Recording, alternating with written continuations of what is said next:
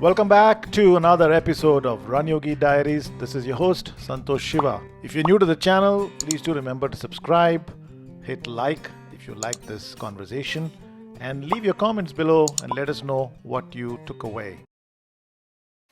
Excited to have today Sonia Ahuja. She is an amazing athlete whose conversation you don't want to miss.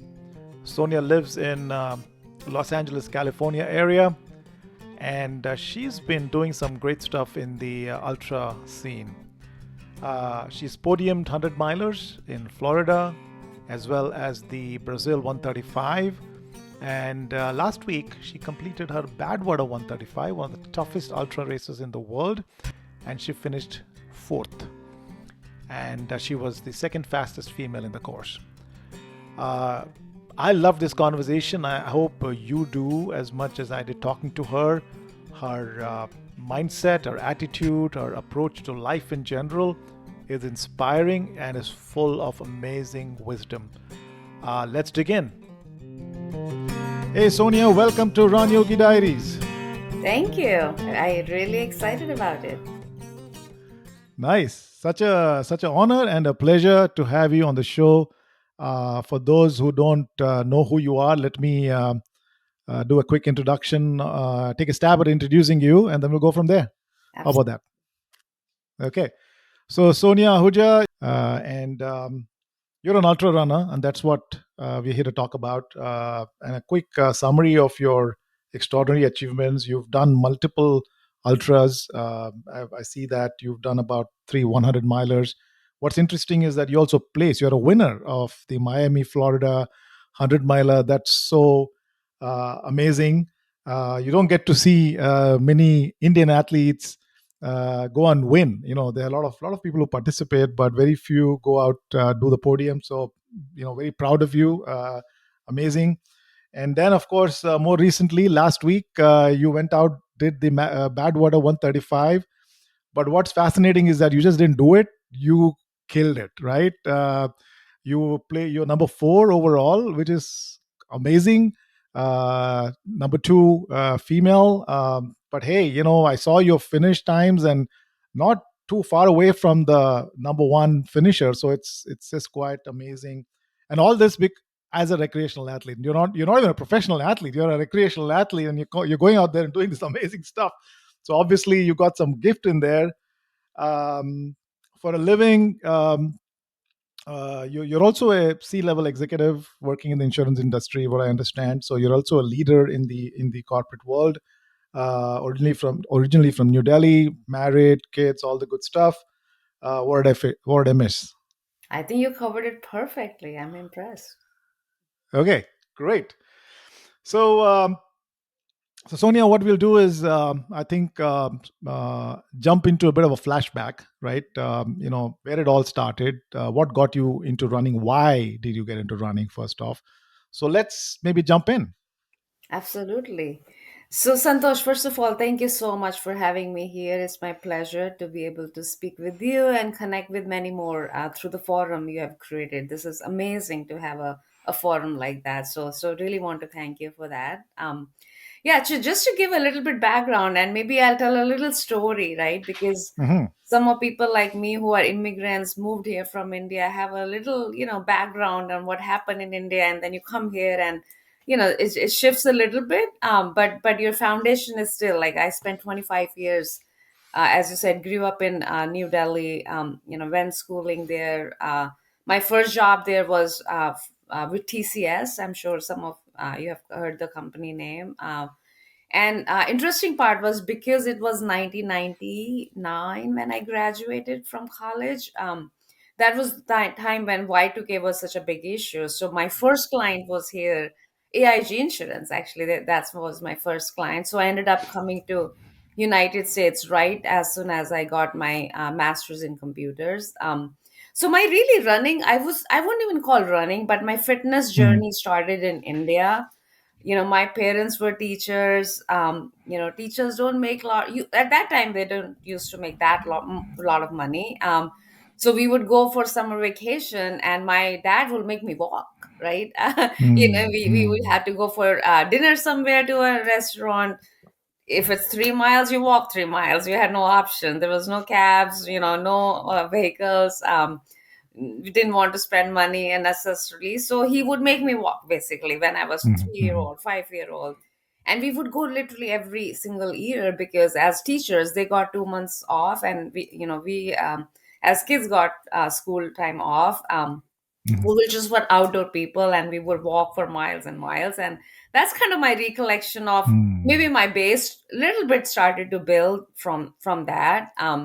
But honestly, life gets so busy, especially when you're academic focused. Like we I never thought of any close to running or any sports, I would say. When I was in mm, India, there was mm, just no time for that. So I long story short, I moved to United States in around 2000. Started working in New York at the time.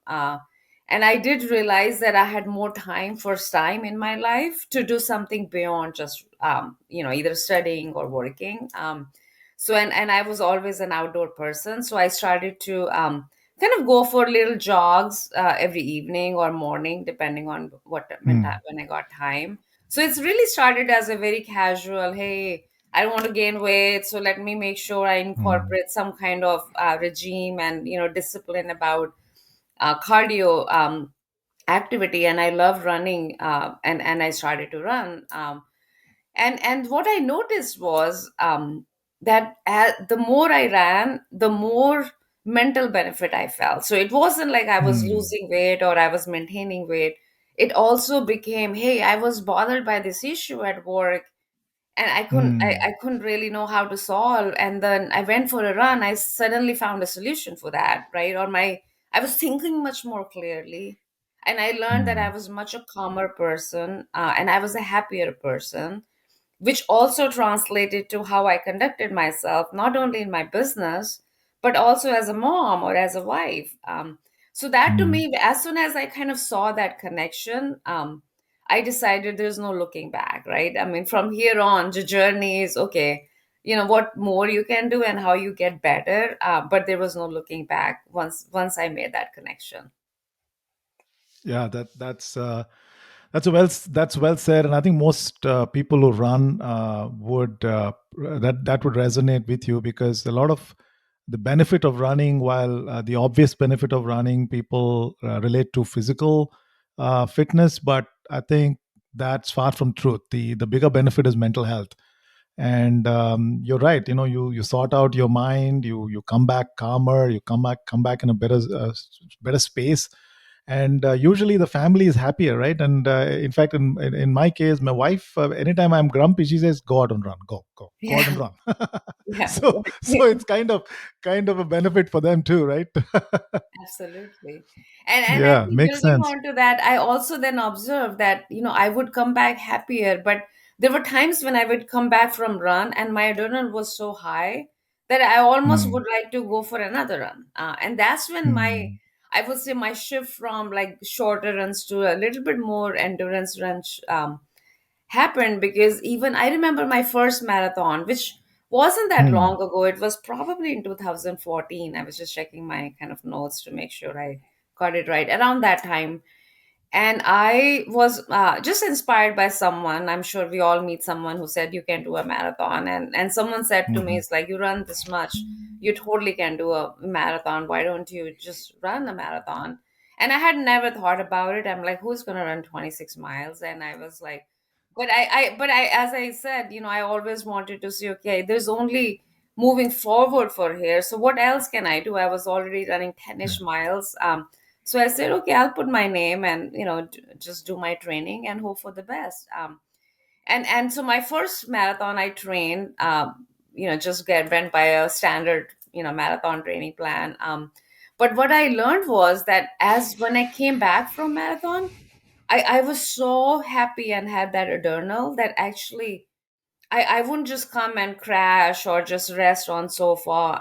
I would actually end up doing more activities. So either I'll start making a great Indian dish that I hadn't cooked in a long time, right? Or I'll go for shopping, or sometimes even another run. To be honest, I didn't tell a lot of people Hmm. I was doing that because it was like, okay, you don't run after you just finish a marathon.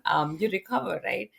but I was cheating a little bit because I was just so addicted to that feeling that I would come back and, in the evening, I'll go for another like a little jog or just, recovery. And that just got my kind of, Mm. again, curiosity more on the lines of, okay, like what happens, can I really run another 10 miles next day if I decide to, like, if I'm feeling fresh. Like I listen to my body a lot, and Mm. really then I started experimenting that, and I was actually amazed at how quickly my body adapted from saying, okay, 26 is a lot of distance, to saying, oh, you can actually do 26, and you can actually do another 10 or 12 or 13 or 15 miles, whatever you decide. It might take a little bit build up period, but Mm. but your body adapts based on what you incorporate, right? But you have to do it consistently. Obviously, you know that as an athlete, and there's some base that's required.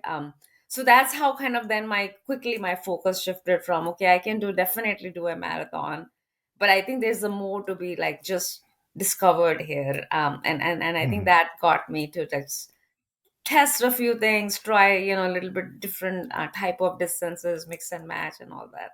But it was all fun. It was all recreational, as you said. So what was your so did you have kids by at that time? I guess you had a family at that time when Yeah, all this was happens. when I ran my first marathon, I have a one girl. I believe she was like around 4 or 5. So my training was definitely filled with, days when I had to come back home because she needed something, right? So I would typically Right, right, plan my training runs around my home just because I wanted to be reachable. Even I remember when she was born, I would have a video camera right in her room, and I would just run around in the loop in our cul-de-sac. There was times, nice. but I think as moms, as parents, you just learn how to, you gotta do what you gotta do. For me, Yeah. what was the important thing was I wanted to be a happier mom and a good mom, Mm. and I knew I needed to focus on myself. Even though it's very easy for us to get carried away by, you're a mom and all, now all your focus is your child, and absolutely that was my focus. But I knew for me to be a happier and do a good Mm. job raising my kid, I needed to be a little bit invest in myself, and so I had to find that balance, from the get-go, and definitely marathon training was a bit challenging from that perspective, but it's doable, absolutely doable. Mm. Mhm. Yeah. No, that's a great. There's a lot of gold in what you just said, especially the fact that how do you find hacks around your life constraints, right? You have a kid, but hey, you have technology. You had a some device that you used it, and made it work, right? And I mean, the reason I'm calling that out is because a lot of people get caught into their circumstance, and they're not able to do things that they want to do, right? So what you shared is very important, because it's not like your life is all laid out just to go out and run. You're making it work. You're making an effort to work around your constraints and moving forward. That's quite amazing. And so I get it, right? So you started running, you did the marathon, you felt like you can do more. One of the side benefits of your running, obviously, which your husband must be very happy about, is the good dishes you cooked when you got back. So I get that probably made him to get you to go run more. But seriously speaking, I get that how your journey was scaling, right? Because you're beginning to do more. So is that when you kind of signed into your next ultra? Is that what happened? Yeah, so that's an interesting part. So I ran my first 50 mile, actually just a few years ago, I would say 2018, around that time frame, right before the COVID time. And for me, the shift was based on, as I said, I typically would have my marathon, and so just to give you a little bit from build up from there, right? I ran my first, did it very well. I think I did, probably it was around 4 hours, so was happy with my performance overall. But I definitely wasn't like completely crushed by marathon. I would get up and I start, next day I would definitely go for a jog. So then I became a part of a local running club here where I live, and typically they would go for like 10 to 15 mile runs on the weekend. So my marathon was sometimes followed by these local runs, right? So I'll do a marathon on Saturday, and then Sunday I'll run with my local running group. So that started to build kind of that back to back, long runs, as they say in ultras, Hmm. marathons. It's not very different from marathon training when I started reading about it. I think what's the difference is you have to increase the distance, right? You have to get used to like running on tired legs, as they call it. And it Hmm. doesn't have to be in one stretch. So I learned that the impact of that training, whether you go for 10 hours run, is the same as if you break it down into two sections and you go for Hmm. 3 hours, two runs, right? And Hmm. that suddenly just had this right light bulb on me. It's like, wow, I'm doing that anyway. Right? I love to not skip my runs, after a marathon.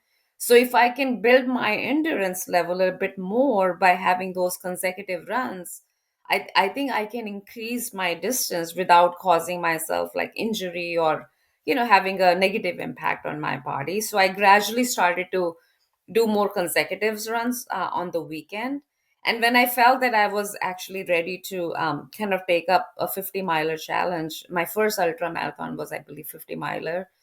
And to be quite honest, it felt a little bit volume wise. I had to increase my volume for training, but I would say it was not completely drastically different from a marathon training, right? So I think that's how I sort of like then made a shift to 50 mile, and then that gave me a boost, saying, okay, what else? Like, is that the distance you Hmm. cap out, or what if I can increase the distance even more?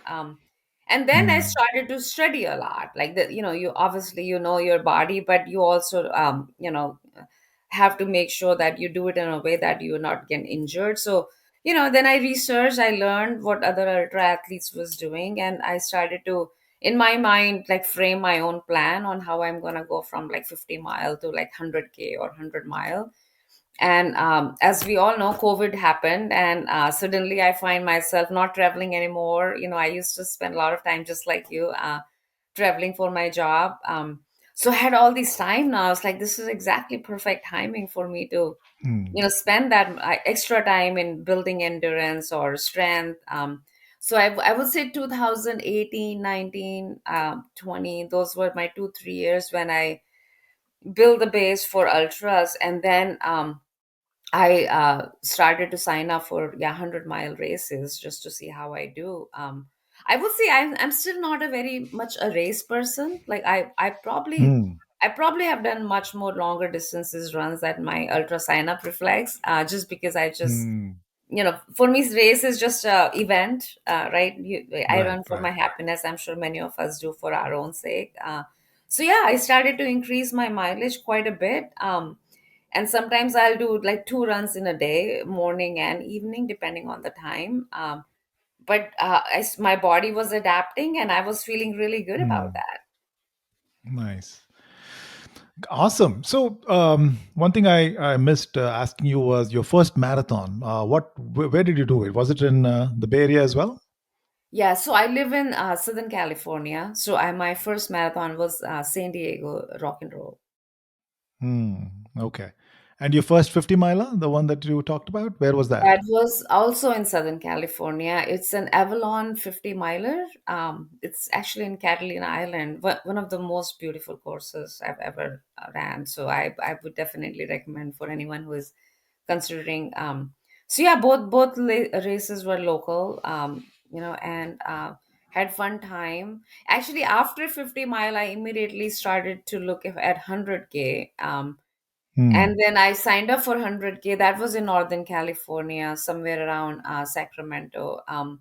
And then I just few days before the run, I upgraded a 100K to 100 miler. That's how it happened. And I just felt confident that I said, okay, like, Yeah. there's not much difference, honestly, but I Yeah. have to stay awake past my bedtime anyway. So it's like, might rather Yeah. just do it a 24 hours run than just doing an 18 hours Yeah. run, right? So I kind of Yeah. think more in terms of not mileage, but more like what would it take. from a cycle standpoint. So when I upgraded, I was ready to back off. I needed to, like, but I at 100K stop, I still had energy left, and physically I was doing well. So I was like, might just finish my first 100 miler and see how I do. And I mean, I surprised myself. I finished and felt great. And yeah, I had blisters and all those common issues that happen. But I would say, all in all, I felt that I had built the base, so I was ready to do that distance. Nice. And one thing I do notice in your story so far is, you know, you don't seem to settle. You like, okay, I've done this. I'm feeling good. Why not push? Is that how you are? Is that how you are in general everywhere in your life?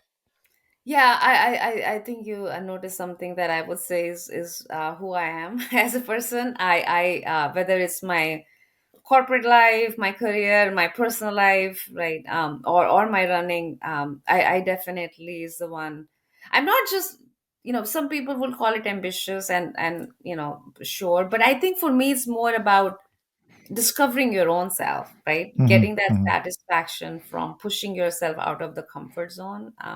In fact, we were just having discussion with my running friends, and they were saying, what's next for you? And I said, I haven't decided what next, but I will say that Hmm. I have to think about what is the one thing that will, someone will say, I don't think you can do it. And I would then say, no, actually, I can, you Hmm. know?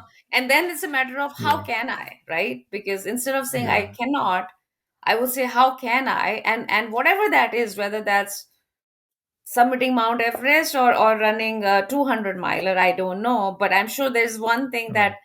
I would like to say, okay, I'm not sure how to do it, but I'm sure if I put my mind, I just have to research a little bit more and study and then do it. And so yeah, I think you're right. I just find pleasure in doing that. Yeah. Yeah. So how did you pick it up? I mean, what got you to be someone? And the reason I'm asking this is, I think so. That's a great attitude, right? It's serving you for sure, right? It's a mindset, attitude, whatever you want to call it, or a value system. Seems to be serving you overall. And a lot of folks who struggle with that, because a lot of folks, I think, uh, competent folks, whether it is a running journey or whatever else they want to take on, struggle with that mindset of, hey, I can do more with myself, right? So where did you get that? Where did you pick it up? Is that your where you grew up? Did you read something? Did somebody inspire you? What's going on there? Yeah, it's a great question actually. I would say, as a kid growing up in, again, it goes back to your upbringing maybe a little bit, right? You grew up in Mm, Delhi, sure. That's a capital of India, but the part of the Delhi where I grew up, West Delhi, was still very, I would say for girls, it was not very easy to have the access to mm, whether it's gym or in general, like be able to have the equal kind of footing as men. It mm, was a little bit challenging. So what I started to observe was during my childhood, I had this sudden desire to prove that actually a woman can do what men can mm, do. And it was, I never said it loud, but as a kid, when people were comparing, oh, girls shouldn't be doing that, I was never comfortable with that kind of position, and would do things just to prove to people that no, actually, a girl can, so I think yeah. that gave me a bit of, I would go like fire in my belly to, that's Mm, something that inspired me to say, okay, there's a why behind it, as we call it, so yeah. I Yeah. and that I apply. I find myself, that got me into, like you said, I'm C-level executive. I didn't settle for then a manager job. I said, no, I Mm, should be able to manage the P&L of the company. And then I said, no, I should be able to grow the company 10 times, right? So I always, mm, behind, in back of my mind, proving that actually someone who grew up in a very small town, with very limited things available, resources available, can still, with focus and determination, and some planning, overcome that, Yeah. and do what most people would typically will do, right? And I think that's who defines what defined my running journey as Hmm. well. So I had always had this desire to say, okay, people think a man can do a Western state course in 20 some hours, or a woman can't. I mean, we just saw Courtney Walter, right, a couple of weeks ago, Yeah. killed it. So I think I just feel that to me the bigger message or agenda, I would say, is proving to the world that a woman, Asian, non-Asian, doesn't matter, Hmm. Indian, Yeah. can do it. We just have to have, again, some Yeah. foundation and determination and consistency, but it can be done. Yeah, it's beautiful, and yeah, absolutely. I think you that's so much depth in what you shared, um, and I think what I'm hearing there is also the vision that you created for yourself way back. That I'm not someone who's going to be stop the constraints. I'm going to go push and achieve big things, and that's very important, right? Because once you have that vision, then you'll find the means to fulfill on what you want to do, right? The other thing that kind of triggered off in my mind is there's this book called Upshift that I recently read, and in that this guy actually the author talks about he's a Sri Lankan author, Ben Ramalingam. You can look him up, and he talks about typical responses to threats, right, or difficult situations. Either you can respond it from a point of view of a threat, or you can respond it from a point of view of a challenge. And when you respond it from a point of view of a challenge, there's growth available. And that's what your story is a classic example of that, right? You lived in a particular part of Delhi. It was not the best place necessarily from an opportunity perspective for girls, but you didn't see that as a threat and say, oh my gosh, I'm going to get depressed, or go in a shell. But you found ways to Mhm. get ahead. So just wanted to call that out, because a lot of folks, I'm sure, will find gold in that part of what you've done. Great. So coming back to your running journey again, so you went out, you did the first 100 miler, and then I know you also mentioned that you've done a lot more running than what the ultra sign up shows. Absolutely, I'm sure of that, because in the way your results are showing. But you won the Miami, Florida 100 miler. Tell us a little bit about that. How did that happen, and how did you feel about it? So actually, I have done, just to give you a kind of a broader picture of my ultra running. I'm a fairly new ultra runner, as I said. I started like during COVID time. I have run four ultras, out of which three I actually ended up winning. So I've won Miami 100 as an overall Wow. winner. I went to Brazil and ran 135 mile and ended up winning Wow. that. And I believe I was also the fastest female on the course, so I broke the course record for Brazil 135 as female. And then I ended Wow. up obviously recently at Badwater, being the top second finisher in women as well. And I will tell you, in all these races, I never went knowing that, one, I could do it. Secondly, I had no plan to finish at the podium. I just knew one thing, that when I go and show up at the start line, I'm gonna just put my best. I'm not the one who Hmm. keeps a lot of gas in the tank. It's just my personality. So when I go, Hmm. obviously you have to be practical about it, and you have to be smart about like what pace you can run.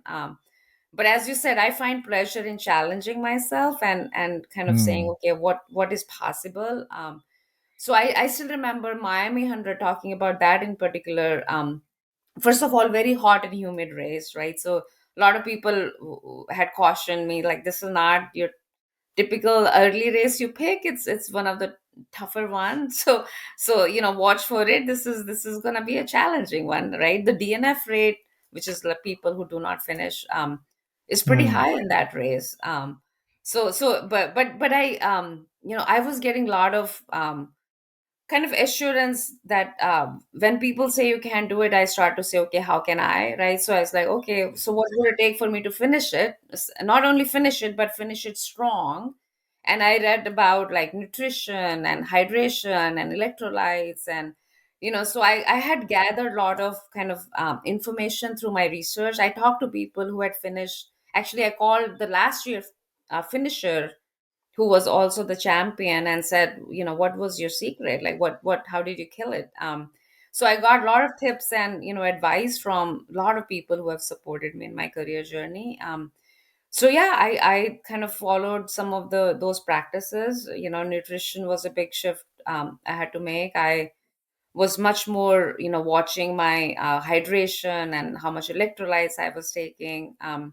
And then when I showed up at the start line, it was like, okay, I'm just gonna do my best. I had no expectation for any time, except that I wanted to obviously finish and not quit. And that's Hmm. because also because I had by that time put a thought of Badwater in my mind. And Badwater, just so that there are three ultras you have to do before you can even apply. So I needed Hmm. those three on my ultra sign up resume, just to show the selection committee, that I've done these and done successfully.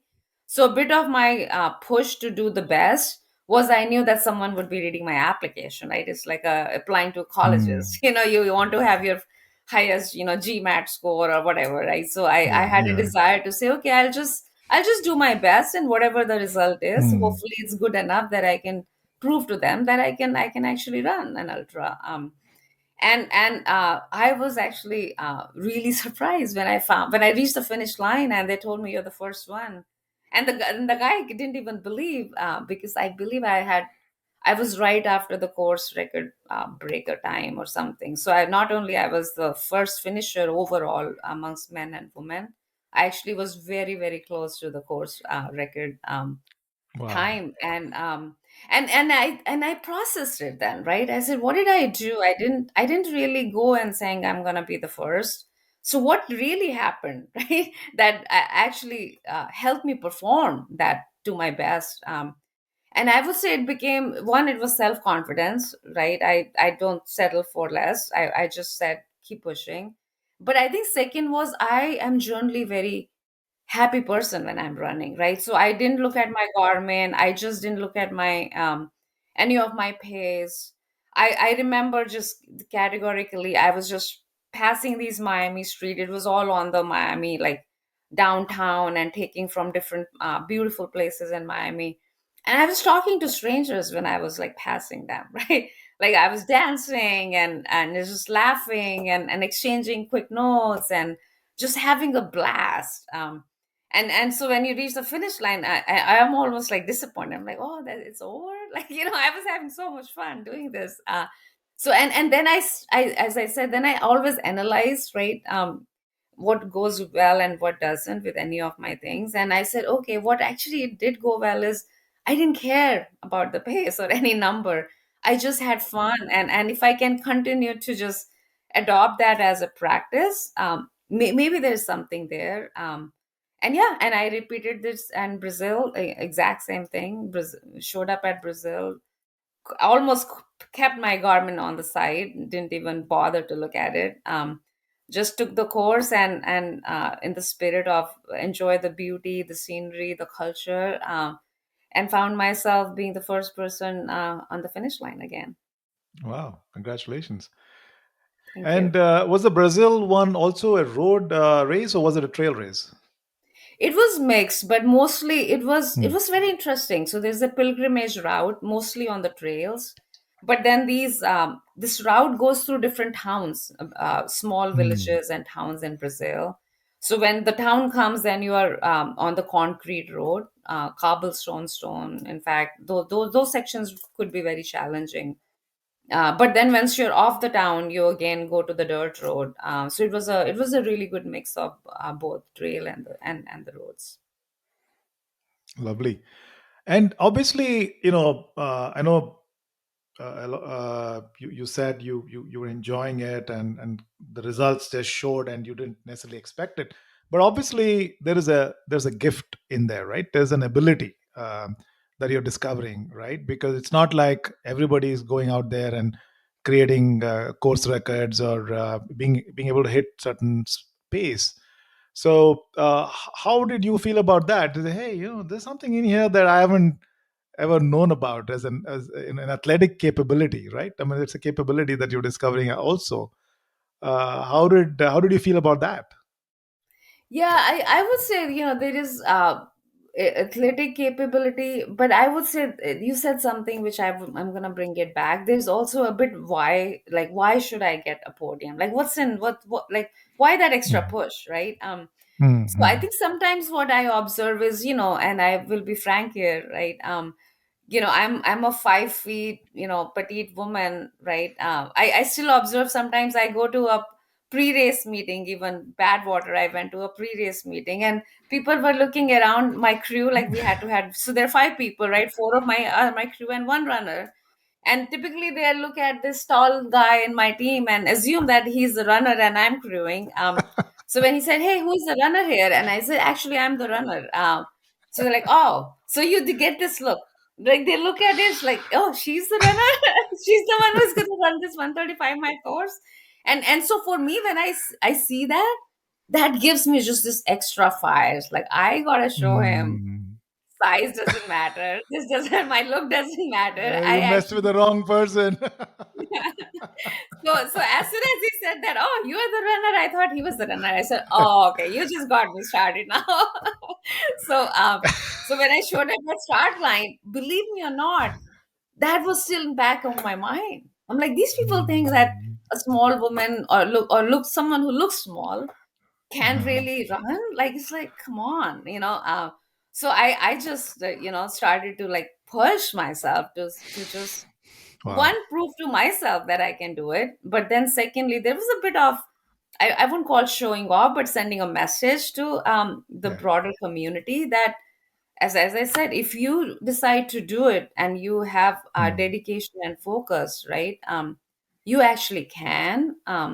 Yeah. You have to be thoughtful, and there is a bit of like consistency and foundation building that's needed to do any of those things. But for me, yeah, that there was a definitely that extra excitement to Yeah. be able to just do things that people would generally assume that you couldn't, so that Yeah. gets me Yeah. going. That's great. And it's great, and it's also what's great also is that you're aware of it, and you can use it to your advantage, right? It's the one is for someone to be acting unaware, unconscious, just doing something, and why did I do it? But also for another is to be aware of what gets you going and use it, not necessarily be used by it, but use it to serve your goals and your purpose. Awesome. So coming to the event last week, the Badwater 135, right? So tell us about that. How was it for you? Highlights, lowlights. How did it go? Yeah, so my Badwater story started last year actually. Unlike a lot of people who were so much aware or are aware of Badwater, like there's so much awareness about this event. Hmm. I interestingly had not heard about Badwater until last year. So last Hmm. year, actually, my house where I live in Southern California, we are 4 hours away from Lone Pine, where the race actually almost finishes. So I remembered hearing about this race last year, and then what happened was with me, I got curious. I saw some videos, and it looked like this big deal, right? People were saying, "Oh my gosh, the toughest foot race on the planet." So I was like, "Wow, what that means?" Like, so I started become very curious. I did like a Google search and Wikipedia. I still remember, if you go to Wikipedia and you'll see like they have listed the winners and who have participated. I think there was the link which I found which said who all have participated in this race from the inception. I mean, this is such a kind of high prestigious race that there's a lot of discussion about who has. There are not many people who have successfully completed this. even though this race has been existent for a very long time. So when I was going through the list, I just didn't see India represented. There were few people now who have completed it, and I learned a lot, by the way. So kudos to those people who were ahead of me, and obviously took that challenge and successfully finished it. But then I started doing, like, looking at, and there are all these countries, Western countries represented, right? And I Mhm. didn't see many South Asian countries represented. So Mhm. that gave me, first of all, that gave me a little bit, Mm. again, more spiritual reason, or more kind of Mm. why, around, like, why I should even think Yeah. about this. So it didn't take me a very long time from just reading that results to saying, okay, I think this gotta be on my plan, because I think we deserve to show and just be more present, like, as coming from an Asian country, to do things that Mhm. probably we haven't tried. So that gave me a reason. Then I started doing research, and called the race director, learned that the qualification criteria was really tough. He almost said that, Mm. forget it, you're too new to the ultra, it will take you a few years to get ready for this. So give it a few years, and come up, develop your resume. And I generally don't like that answer, because for me the answer was, okay, what do I need to do? Like, give more, kind of be more specific. So Mhm. what I learned was you had to do 300 miles, right? That was minimum criteria. And then there was some bit of requirement of, yeah, you needed to have a good pacing, and you had to come to the course and pace it, or work, like, there's a lot of people work multiple years as staff in this race, or Mm. pace, or crew, because the race director wants you to experience what this, Mm. running in heat looks like. There are some extreme conditions in this race, which it's very hard to just read and get prepared Mhm. about it. You have to almost experience it, right? Now there was one exception, which was a fine print on the website, which said the winner of Brazil 135, or there were a couple of other races, have a direct entry into Badwater. So as soon as I read Mm. that, I'm like, if there's any way for me to do Badwater, sort of like next year or coming year, it's gonna be this, because there's no way I can get all these experiences, in and I just had this, honestly, just this push to do it sooner than later, because it just got me so excited, to think that, finally an Indian woman can actually complete a race like that. So and I did exactly that. I just, went with the very, as I said, I went to Brazil saying I'm going to do my best, but I knew back of my mind that winning Brazil will actually give me a direct entry to Badwater. And I think that probably helped me get through my pain cave, or my when my I was having issues in Brazil, and it's like, oh my gosh, time to slow down or stop. I remembered what I've come here for, and I didn't slow down. So when I finished this race and reached the finish line, I still remember the race director of Brazil said, he told me my time, he told me all these kind of credentials, right? I was not even listening. This was one sentence I remember. He said, now you are going to be running Badwater in 2023. And I said, oh, okay, that's exactly what I needed to hear. So I came back to Wow. US, as soon as I came back, I called now, the Badwater race director, Chris Costman, obviously a good friend of mine, I can say now, lives very close to where I live.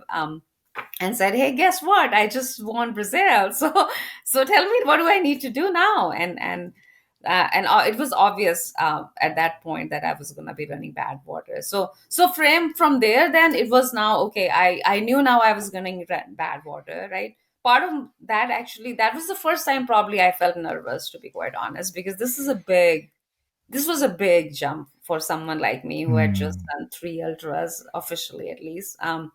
And then they say, okay, now you're going to do the toughest routes on the planet, which has extreme heat conditions.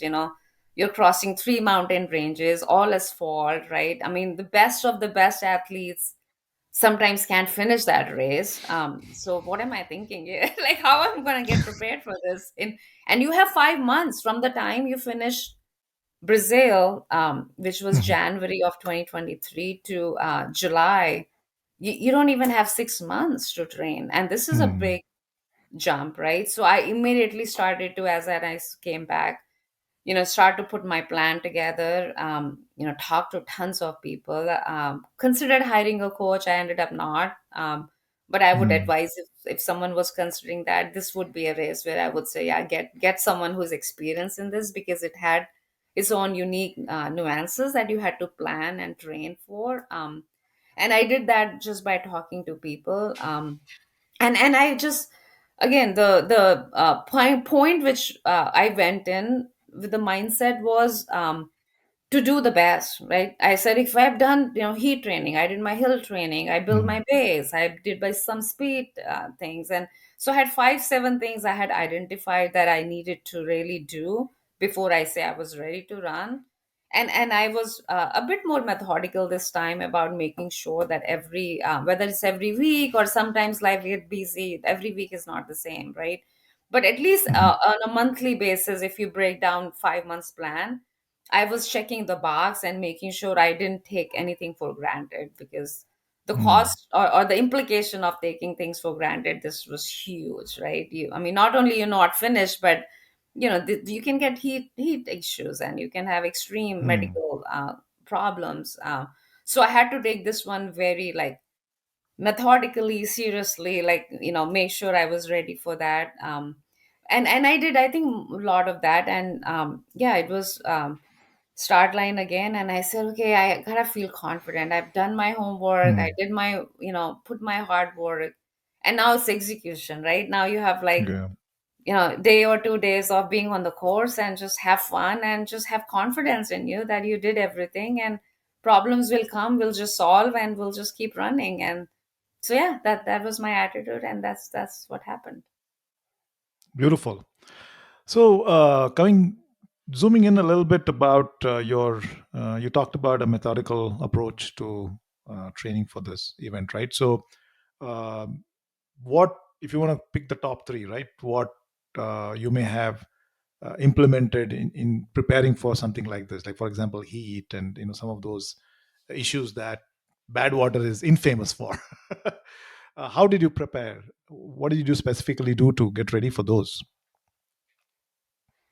Yeah, I would say I had identified 3 to 5 things that were needed to happen for me to feel confident I was ready. The first one I would say was building a higher base. So although I had done Hmm. 100 milers, this one was all asphalt. It's a completely you're running Hmm. on the road for all 135 miles, and it's hard on our joints, as we know, right? So there's a lot of Hmm. pounding.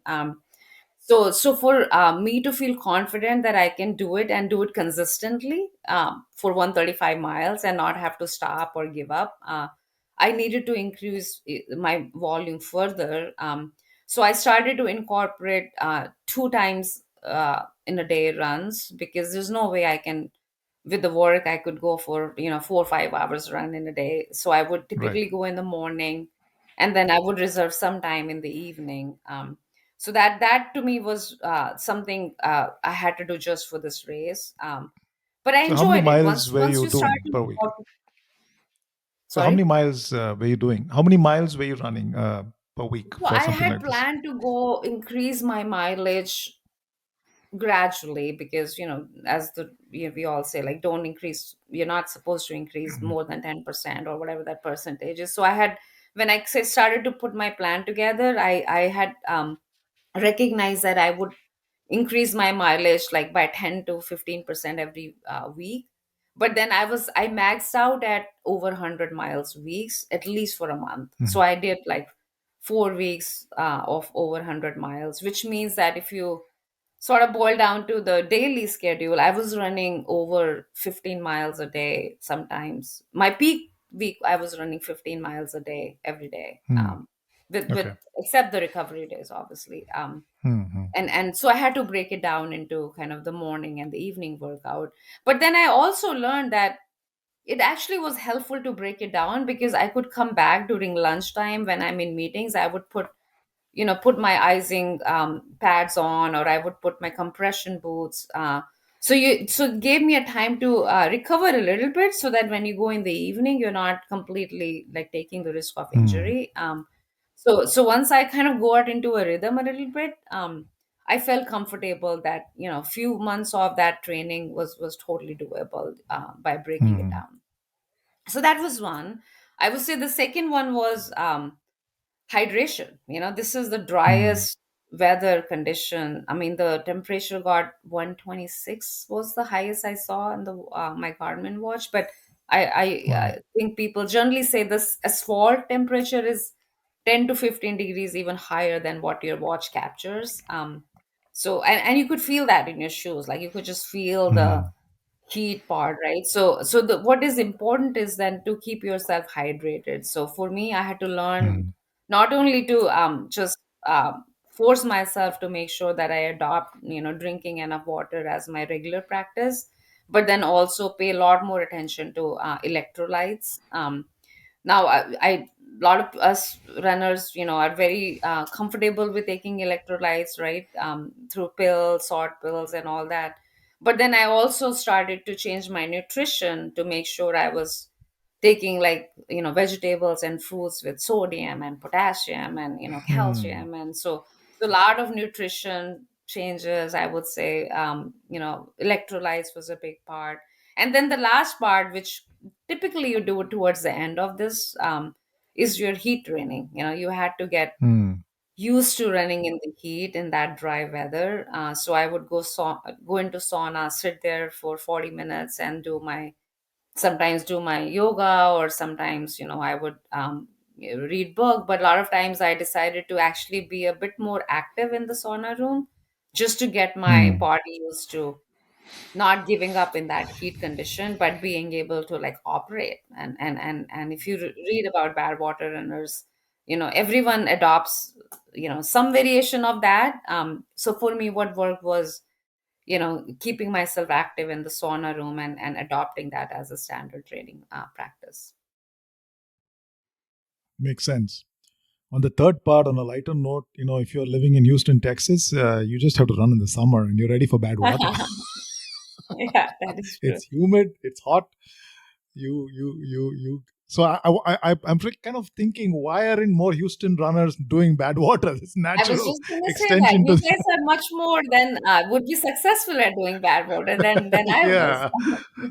Yeah, yeah, absolutely. No, terrific. Those are great tips for someone who wants to train in a methodical fashion for any race, especially something as challenging, and it's very race specific training that one has to look at. Awesome. And so, how did it? So obviously you did well, right? While you went into this race with a bit of nervousness and trepidation, but you went and conquered it. How did that feel for you? It felt great. I have to be honest. I had actually I missed my own goal by an hour. I This is not many people know about this, because result of 25 hours still seems pretty kind of good, just if you look from overall, averages and what has been accomplished in this course. But quite honest, I was shooting for sub 24 hours, and Mm, I had did my calculation that, if you break a 135 course, it's like you're doing 5 marathons, right? So I said, okay, mm, what's the first marathon course look like? You said, okay, I can do 4 hours. I'm just kind of using as an mm. example, right? Second Yeah, yeah. marathon, I can do 4.5. So when I started to add up, I was I that and that's what kind of a lot of time I would just digress for a little bit, 1 second. A lot of time I think we all settle for a lower bar, right? Someone could Mm, easily go to the start line or plan and say, okay, my goal is to just finish, because obviously that itself is a very big accomplishment. And I know, taking away from people, I mean, I have mhm, huge respect for those people who finish along with my side, right? No matter what time. But my mhm, mindset was a little bit saying, okay, what would be a good challenge for me personally, and it has nothing to do with mm, where other athletes finish or what the podium finish time. It all had to do with what would challenge me, so that I can say, oh, I actually push myself a bit more. So I had come up with the time, and it was kind of adding up to around 24, 25-ish, I would say. So yeah, I went in the win at the start line with the mindset that hopefully that time is what I can kind of keep in back of my mind. I don't look at Garmin when Mhm. I run, but I did this time had certain expectation of when I finished my first and second and third, like overall. Mhm. And I remember when I was running, I just told my crew, one of my crew members who's really good, Marty, Japanese woman, really good runner. I said, just tell me at each, when I finish a marathon, like what time I took, so that I just have some frame Mm. of reference, right? Am I okay? Am I like too slow, too fast? Just more curiosity. And Mhm. every time I would finish my first marathon, she said, "Oh, you have 15 minutes in your bank. Like you just did 15 minutes Mm. sooner than even your best case scenario." Oh yeah, I had done best case scenario and worst case scenario planning. I mean, I went a little bit Mm. too analytical on this one. And it was more to help crew so that they know what my needs would be at certain point in the day, right? Because your course is changing from starting in the night to day, and then mountain to desert, and so for them to anticipate when will I need electrolytes, or when would I need my breakfast, or I had to give them some estimate of where I would be in Mhm. the course based on my own assessment of my body. And so that led me to have certain like targets. And when I started to hear from them that my first marathon, I was way ahead of my best case scenario, I'm like, wow. And I didn't it didn't feel even like I was pushing, like it felt like I was having fun. Mm. So I finished my second marathon, and I think she said, oh, you finished, I think, 20-30 minutes sooner than your plan said. So you're way ahead, and then I had, like, I was almost halfway done. It's like, wow, like this is, I mean, this is, I think I have a chance here, right? So during the Mm. race, I started to then tell my crew. I said, okay, just keep telling me this because it's helping me right now. I Yeah. want to know how I'm tracking, because it's giving me some perspective of how I can finish. And yeah, so I think I remember last section, if you look at the course, that's when the huge climb begins from Lone Pine to Whitney Portal. And there were 13 miles left. And they told me, I think they said I was side by side for the first female finisher, Ashley Paulson, who's a great, great athlete. And I almost felt like, it's like, wow, I couldn't believe it. But once they told us, it was just this desire to just continue pushing so that I can finish strong, and just see where I end up. So yeah, when I reached finish line, I learned I was actually the second woman to finish. Amazing. So, it's interesting, right? Uh, you did well, but at the same time, from a point of view of what you were aiming for, you fell short. And how did you deal with that? I mean, are you someone who moves on quickly, or are you kind of, yeah, okay, I did well, but I didn't deliver on what I wanted to? How do you deal with something like that? Yeah, I think I took it with the spirit of, I learned so much. First of all, this event was Hmm. just an event. I almost sad the race is over, because it's almost like my learning, like from learning about heat training, heat acclimatization, nutrition. I was learning and growing so much, and I was enjoying that process. So Right, when this right. little hiccup happened, what happened was in Lone Pine, there was a diversion in the course. So you had to sit in the car for 15 minutes and be dropped from point A to point B because there was flooding in that Hmm. area. Now we all knew that going Okay. into that. That was part of the plan, and the race director and the staff had done a really good job telling all the runners and the crew this was what to kind of how to manage that. But what I didn't anticipate is what your body can go through when 15 minutes you've been running for, like, think about that, 20 hours, and now you suddenly stop, Hmm. right? And then you have to start your run again. So that, I think it was, to be exact, it was 20 minutes in the car. So that 20 minutes, I underestimated kind of what I didn't think about more, like how can I just, what can I do in those 20 minutes so that when I get off the car, I have to start running hills now. I'm actually at my best. So what I ended up doing was, it's learning. I would not advise anyone to do that. I ended up putting icing my legs in and Hmm. thinking that this is actually will help me kind of with the soreness. But the reality is it completely I like it just completely, I was cold right after that. So when I Okay. started running after that, I didn't had enough time to warm up, because I was just full of adrenaline and rush and all those things. And it's just your brain doesn't work when you run that long, Hmm. right? You're just not thinking very clearly. So I missed that part. So as soon as I got off the car, I started running really fast, and there is some Hmm. shock my system got. I absolutely, my knee gave up completely. So I Ouch. almost fell down twice. And then I realized that as soon as I was getting up, my body just wasn't ready to run. And I almost went, first I didn't accept it. I was like, how can this happen to me? Like, this is completely not what I trained for. This can't be true. Like, I'm stronger than that, right? All these negative feeling comes to you. But then I looked at my watch and like that, okay, this it is what it is. Like, you have to just, there's 13 miles between you and finish line now, and you're still the second lead woman right now. And people are not nowhere to be even seen. When I turned around, I couldn't even Hmm. see another, anyone close to me. So then in my mind was, okay, I just somehow get to the finish line. I knew that I would come back and look at this and say, okay, I learned something here. I didn't do Hmm. something right. I didn't know what it was, but I knew that it is actually more on me than the conditions. But so I took that as a learning spirit. And yeah, I mean, those 13 miles was, I have to be honest, were way more challenging. I added 2 more hours uh, due to that slow walk. I ended up walking the rest of the 13 miles as opposed to running.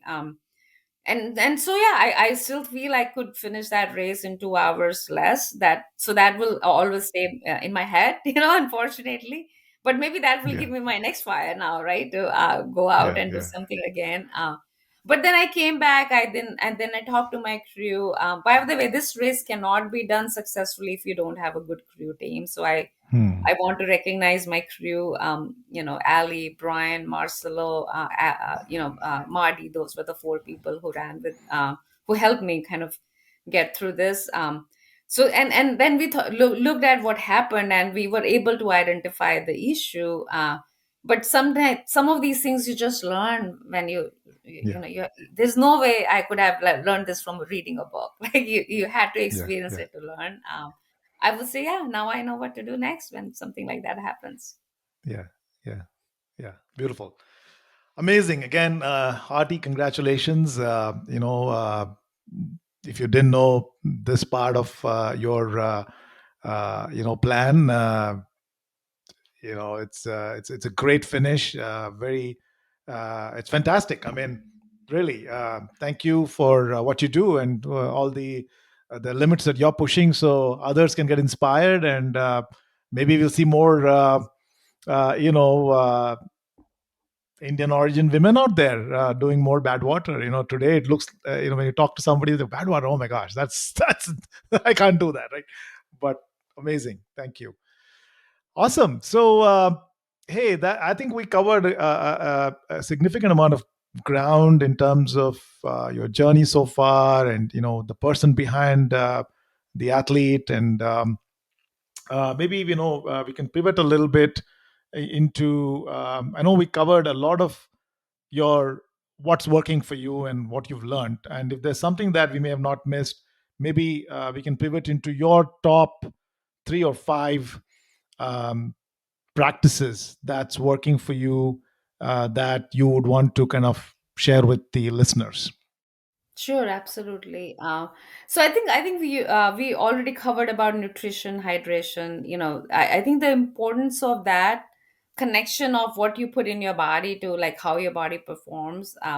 I started to believe more and more in that as I was experimenting. I mean, I'm a totally a person who learns from doing, as I said. So I was, changing my diets. I would observe the impact of that on running and my pace. I started to make some adjustments, so just small refinements. I was never a junky person. I typically like love to cook, and go for more like whole foods, and not a big unprocessed food. But even within that, I start to like experiment a little bit more on, what happened if I quit cheese. Like we sometimes I feel Mm. like, I was culprit of having a lot more wine and cheese, kind of is my weak point.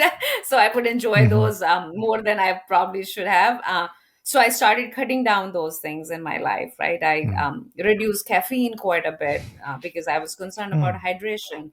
And I started to see the impact of my run. It was really helping me perform better.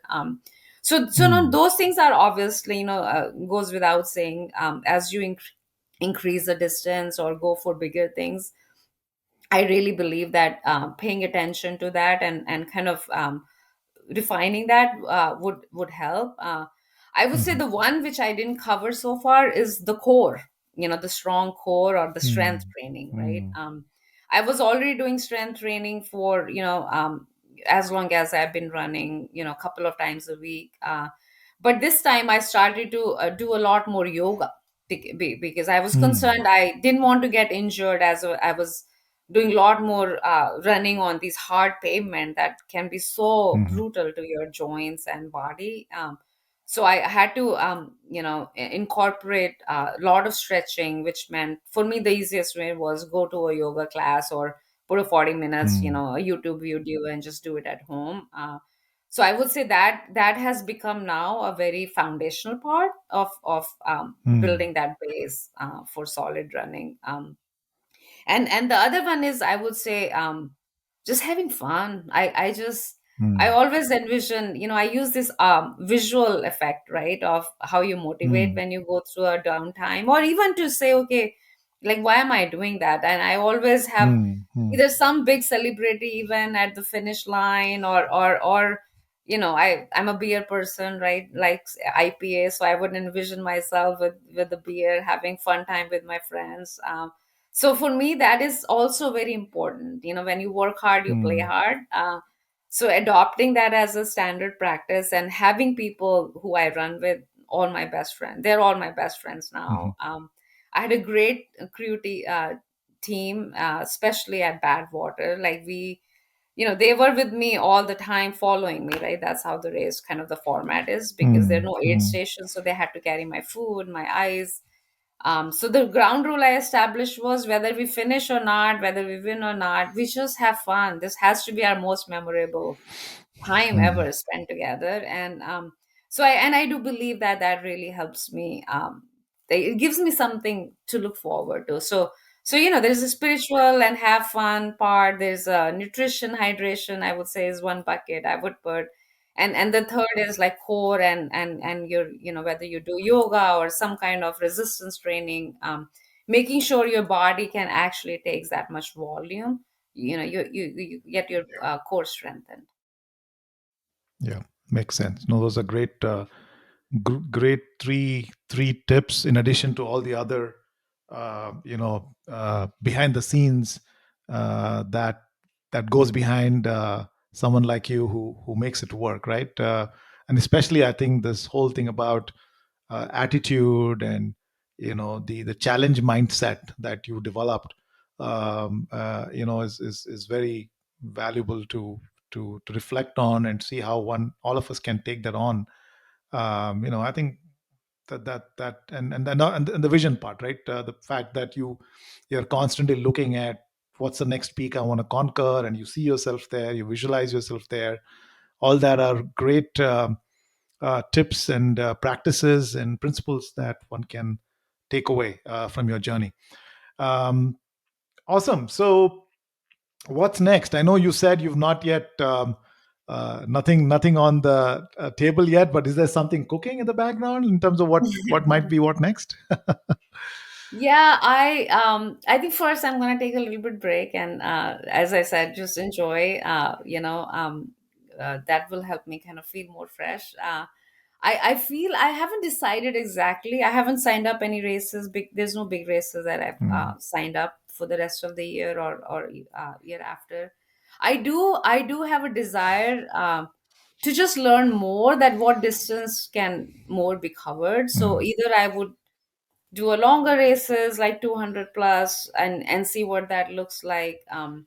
Or I also think that mountaineering is something that I really enjoy. Mm, Along I'm in Southern California, there are beautiful mountains here. So I would say some combination of that is probably what would make me kind of feel challenged. Heard a lot about UTMB. I've been following that. I've been following Western states, especially. That's actually closer to where I am right now. So I would say maybe some one of those. But as I said, I'm taking it easy for now. I would say that I would continue to read and research and learn. That to me is something I really enjoyed as part of this process. So as long as there's that element that I can continue and maintain, I'm sure event is an event, and I'll come up with something. I will let you know when I decide. But yeah, I haven't signed up anything yet. got it. So you should. My guess is you probably get into Western states in the lottery, right? You based on your past performances, you would probably qualify by default, isn't it? I think there's If a I know a little bit golden about it. entry. There are certain races you have to do. So I haven't, as you can tell, I Okay. haven't even done that research yet. But I did. Okay. There's a lottery system, and I think you keep applying. So I did apply last year Right. for Western states. I didn't get in. But I'm glad I didn't get in, because that's the same year I ended up then getting into Badwater. So there's no way I would have Right. been able to do both. Right. But yeah, maybe it will be a Westerns. That's definitely a race that I've always admired. I always followed. So if I Mm. get in, I would consider myself lucky, and who knows, and go with, as I've always gone Yeah. with a good spirit, and yeah, something I'm gonna look forward to. Yeah. I'm sure you'll do well. So terrific. Hey, so the last part of my conversation is a fun Q&A round that I have with my guests. So you ready for that? Not really, but okay, I'm ready. So I know we talked about food. One of my favorite questions that I have for all my guests is, what's your favorite junk food? Something that you like to indulge in? I think I already threw that out. I usually would say I'm not a very big on junk food, because I love to cook, and I Hmm. like to claim that I'm a better cook than a lot of restaurants can cook. So for that reason, I just generally end up like cooking as opposed to eating out even sometimes. But I would say I do have my weak points, and things that I look forward to, and one of them is really, it's all for me. It's all liquid calories. It's my IPA beer and my wine, red IPA. wine. Yeah. Spending in Right. Right. California, Cheese and and wine. anything that goes Yeah. well Yeah. with that, Yeah. is probably my reward at the end of the race. Yeah. Yeah. I wouldn't put it in a junk food anyway. IPAs and wine, with moderation, they have their benefits. But yeah, I get what you're saying. Maybe the cheese part is the junk part. Yeah, exactly. Um, a food dish that you detest. Yeah, that is a challenging one. I would say, growing up in India and eating Indian food for most part, right? I think the one that I don't enjoy sometimes is, I'm a Punjabi, and we have a lot of fried foods, right, that we adopt, Hmm. puri and all that. Now I know a lot of people probably look forward to it. For me, Hmm. I make it because it's part of my tradition, and I want to maintain some of those Hmm. cultural traditions. But I really don't look forward to that food anymore. So Got I'm it. one of Fried those food. unpopular maybe answer here. Some of you may not appreciate that, but I would say that I cook it, I give it to my family, and then you'll Yeah. find sometimes I'll just turn around and make my oatmeal, and I'll eat, eat my Yeah. own food. Yeah. So that would be, Yeah. that's something that I don't, yeah, I don't eat Yeah. as much as I Got it. used Got to it. probably in India. Fried. Yeah. Got it. Well, if you're performing at your level of, peak right now, that's perfectly understandable. All right. What's your favorite way to spend a lazy day? When you're not running and training. Yeah, I love to I love camping and just backpacking. So for me, Mm, I can sit in the backyard or just wilderness, by the fire, and have a good glass of wine and just good company, and mm. good food. And yeah, I look forward to that. Actually, I might do that later this evening. Nice, nice, awesome. Uh, what's been what's been the worst? Let me switch on that. What's the best compliment you got about your ultra lifestyle? Hmm. I would say the best compliment I consider is, as I said, you're not able to see me because I'm on camera right now. I'm probably not even 5 feet, if I have to be honest. Mm, So I say 5 feet, but I round it up a little bit. So I think the compliment, or at least I consider this as a compliment, is when people look at my size, right? And they look mm, at, it's not a typical athletic body, but mm, I can, when I have things we move around in our house, right? When we are kind of doing some remodeling or anything, I can actually lift more weight sometimes than my husband, by the way. Or I would be able to, go much longer distance than many of yeah, those big men, yeah, right? yeah, And absolutely. then people in the end say, "Oh my gosh, like, I didn't think looking at Yeah, your size you could do it." I take that as a yeah. compliment. Nice, nice. That's amazing. That's amazing. And what's been the worst criticism you ever received for your lifestyle? Too much running, maybe. I think the worst criticism is I can, based on, again, I always say what is your biggest strength is your biggest weakness too. It's like if you Mm, overdo it, it becomes your weakness, mm, right? So there are times I would say my biggest strength, which is, right, this focus, right? If I decide something, I have to do it. Like there's nothing that can mm, stop me. I mean, you can throw problems at me and I will mm, keep solving it or keep mm, ignoring it, because I'm so focused on what I want to accomplish. And sometimes that gets on your way, right? Like I've been to parties where party has just started. It's like mm, 7 p.m. People are just coming, and you know dinner will be served at 10 p.m. So 8 9, like party's young and you're just gathering, and I look at my time. It's like, okay, I have to get up at 3 a.m. in the morning, and time to leave. And I mean, these are my best friends who have been waiting to for months to get together. yeah. And I end up then saying, sorry, guys, just gotta go to sleep. And they think I'm a party spoiler at that point, right? So So I has would say somebody that's told the you something? criticism. Okay, but has somebody come I to you and I said, can read people's faces, I don't know if mm, they say that.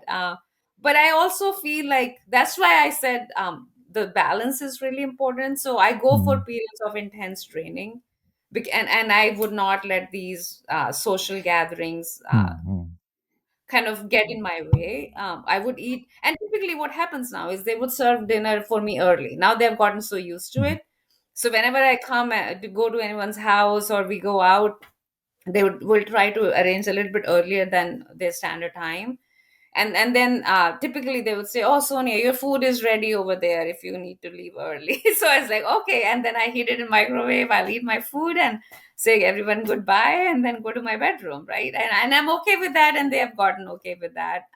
right, But then right, I once I'm done with those big events like this one, for example, yeah, now, and then I take a few months, couple of months break, because I mm, do mm, feel that you have to balance it out. yeah, And so my next few weeks will be absolutely no issues. I can go a little bit, spend more time, go a bit more crazy. But I would say, if I were to say something, I would say, yeah, I probably, my husband will tell you, is like, yeah, she gets too stuck on like getting up in the morning and he has to do this. And sometimes Friday we are like sleeping early because I have a Saturday early morning run. I'm sure many of you experience that, or have that yeah, challenge too. So yeah, but yeah. I still try to balance. Got it, got it. All right. The last question I have, which is a question I ask all my guests, is if we made a movie of your life till date, A, what genre would you put it in? And B, who would you hire as an actor to play your role? Oh my gosh, that is the toughest question I've ever received. So what was the first one? Uh uh what was the If first you made a part A of movie, if we yeah. yeah, if we made a movie of your life, what genre or what category would you put it in? Comedy, adventure, whatever, whatever. And B, who would you hire to play your role? That is a very tough question. So I think movie about myself will not be a comedy. I don't have a very good sense of humor. I don't think so. But I would probably put in the category of adventure. Mhm, Some kind of either mystery or adventure. mhm, mhm. Uh, I would say the character wise. Is it sad to say I relate more to male characters than female? Because I think of Amir Khan as which was the movie he made on this the sports, the two girls who were wrestlers. Do you know what Yeah, I'm talking Dangal, about? Dangal. Dangle. That's yeah. So I would put in a Dangle category, and I would say Okay. the character would be probably very much like that. Who would you have to play Amir Khan? Well, I don't know if he will. He will have to. He will have to play a woman then. Well, if he's willing to, why not? Right? A script on your way, Mr. no, Amir Khan. Maybe that's your next challenge, Mr. Amir Khan.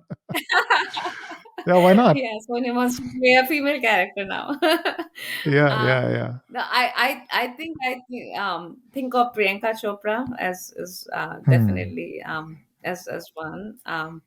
But I don't know. I will say this will I'll have to think more about it and probably will Yeah, email yeah, you with my answer. But I would say Amir Khan I admire because he can play so many different characters and yeah, successfully, right? yeah, But yeah, on the female side, I would say Priyanka Chopra maybe. yeah. Maybe. Yeah, why not? Why not? All right. Hey, that was fun. We learned a few more things about you in the Q&A, and you did well.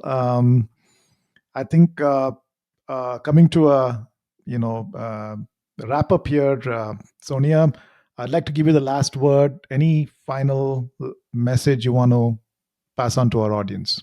Yeah, I mean, honestly, processing my own journey, right, and having conversation like this is very helpful to me too because it helps me kind of think through where I started and how far I've come Mm, along. And as I'm talking to you, like I was thinking in back of my mind that if someone would have said in 2014, right, when I ran my first marathon, that in less than 10 mm, years you would have done Badwater, there's no way I would have said that's even possible, right? So I would mm, say the biggest takeaway I have from my own journey, and by the way, multiple athletes that I've studied and met mm, in my life, is that don't set your bar low. mm, We think we cannot do it, but we actually can do a lot more than we believe. um mm, so I would say what my advice would be, or I try to adopt myself, is no, have big ambitions and go for mm, big.